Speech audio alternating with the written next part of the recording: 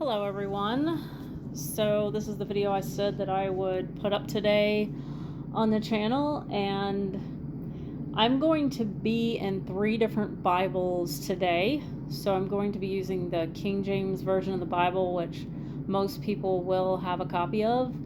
I'm also going to be in the Life Application Bible, and I'm also going to be in the Complete Jewish Study Bible, Insights for Jews and Christians. So if you want to look up the other 2 online, if you don't have them, you can do that. But I'm going to be in 3 different versions, and you're going to quickly see how some versions are a lot better than others when it comes to understanding. However, I'm going to be in 2 scriptures today. I'm probably going to make 2 separate videos. However, I might also include the second scripture in this video. We'll just see how the video goes. We'll see how much time it has, and I'll make a decision from there. I'm going to be in Hebrews 8:6 first, and then we're going to be in Colossians 2:9. Okay, so you might want to have those available. I have in front of me a statement that an agnostic made that I thought would be interesting to pull apart on this channel. The fact that this agnostic individual has made this statement is ludicrous in itself, just because this individual doesn't even believe what they're typing up anyway. And for them to use scripture to make any of their points is just ludicrous in itself. But we're going to pull it apart today on the channel and go over Hebrews 8:6 and what this really means. So let's just jump right in. I did write it down so that those who can't find it over on the wall, because the more posts I put over on the wall, it may get lost. It may get lost down further on the wall. So I did write it down so that we could read it together. I started off in purple ink, but then I had to actually write back over it with black ink because my pen decided to give up the ghost. Sorry for my chicken scratching, but we're going to read it together.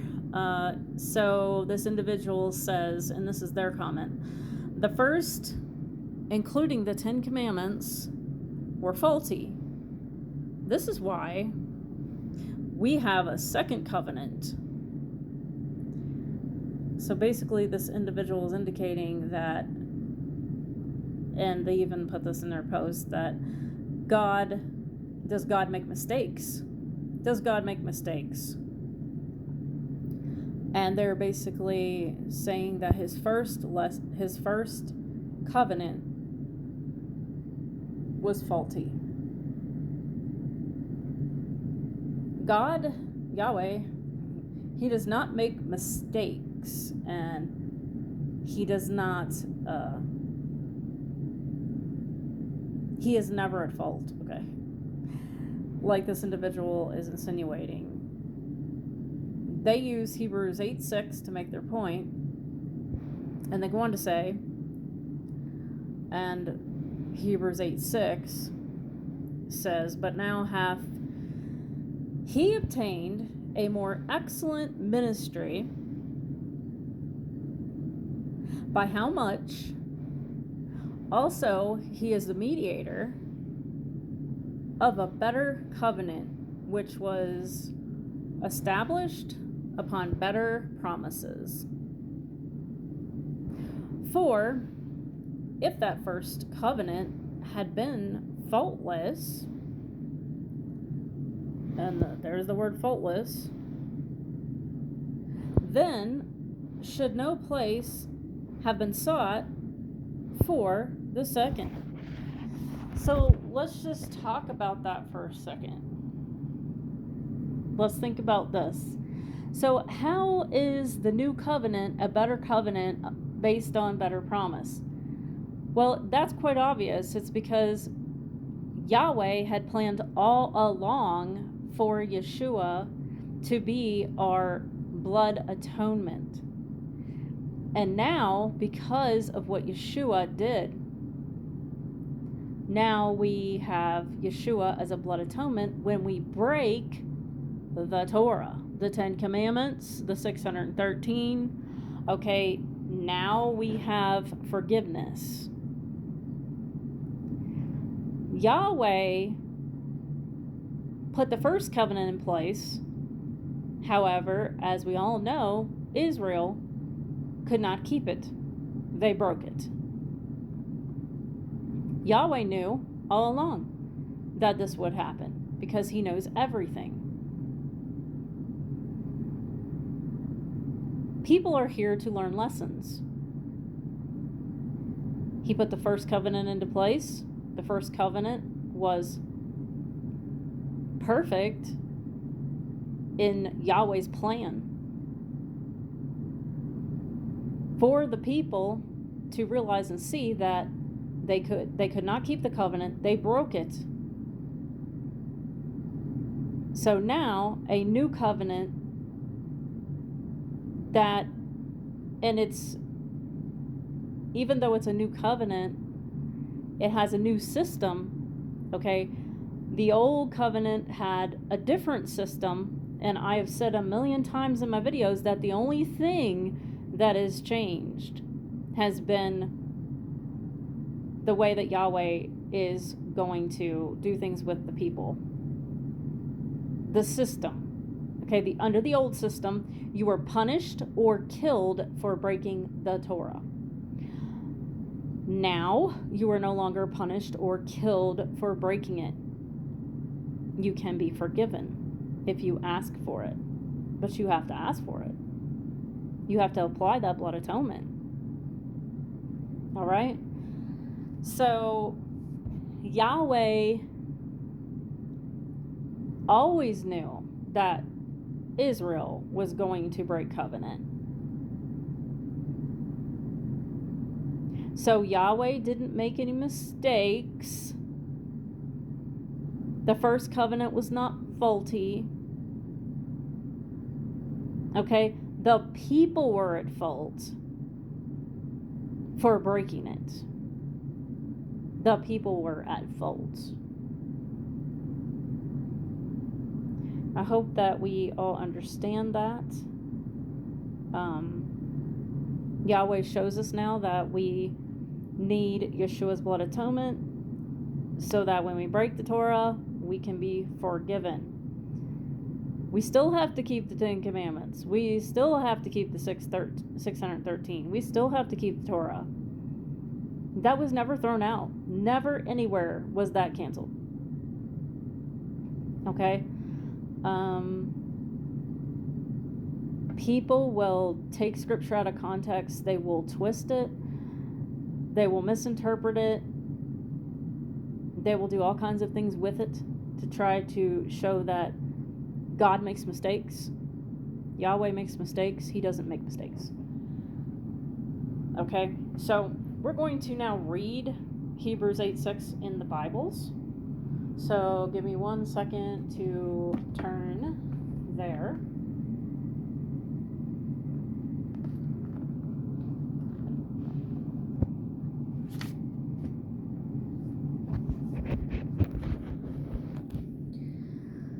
All right, so we are in Hebrews 8, verse 6. But now hath he obtained a more excellent ministry, by how much also he is the mediator of a better covenant, which was established upon better promises. Okay, so then it goes on to say, for if that first covenant had been faultless, then should no place have been sought for the second. And I'm going to read on even. For finding fault with them, he saith, behold, the days come, saith the Lord. See where it says he found fault with them? When I will make a new covenant with the house of Israel and with the house of Judah. not according to the covenant that I made with their fathers in the day when I took them by the hand to lead them out of the land of Egypt, because they continued not in my covenant, and I regarded them not, saith the Lord. Not according to the covenant that I made before, which what he's saying by that is that no longer will you be killed for or punished for breaking it, but I will provide you atonement. Okay, so let's read what it says in the Life Application Bible.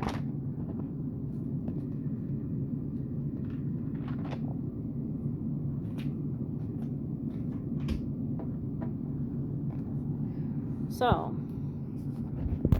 Hebrews 8:6 in the Life Application Bible says, will I find it here, guys?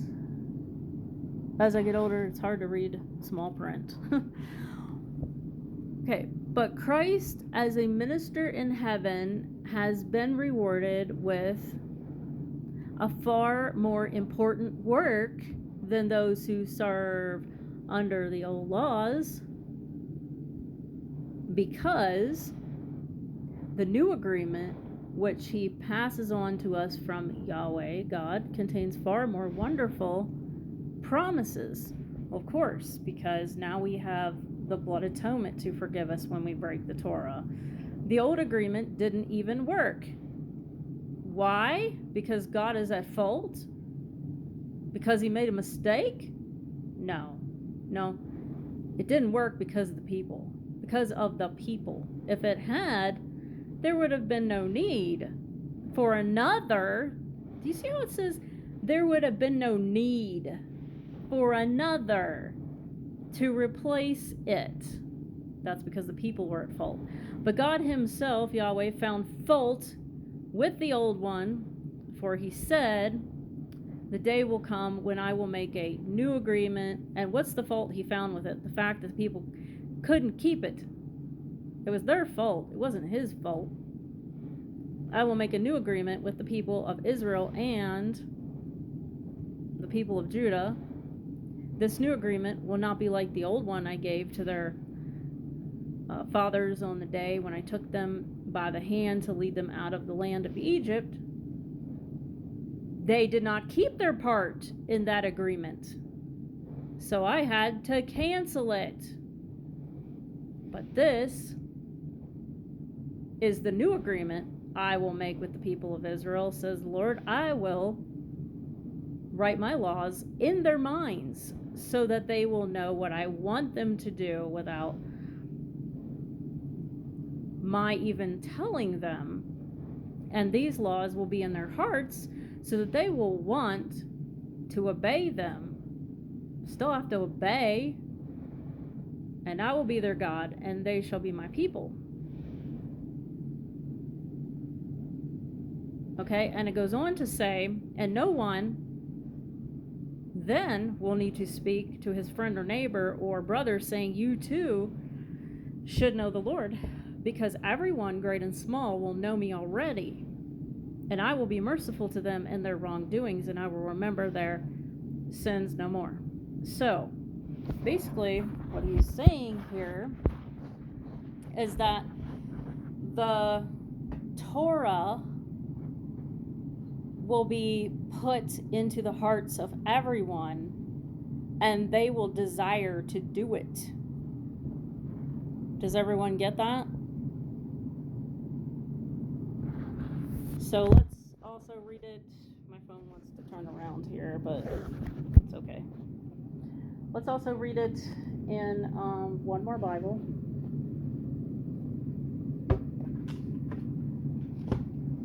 The complete Jewish one, Insights for Jews and Christians.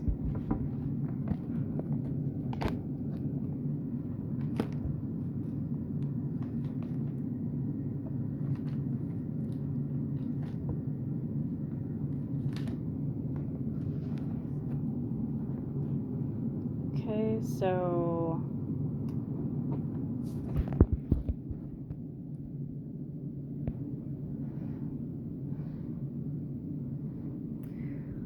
So chapter 8, verse 6 in this Bible says, "But now the work Yeshua has been given to do is far superior to theirs, just as the covenant he mediates is better, for the covenant has been given as Torah." You see that? There's the word Torah. "On the basis of better promises. Indeed, if the first covenant had not given ground for fault finding," that's because of the people, "there would have been no need for a second one. For God does find fault with the people." See this?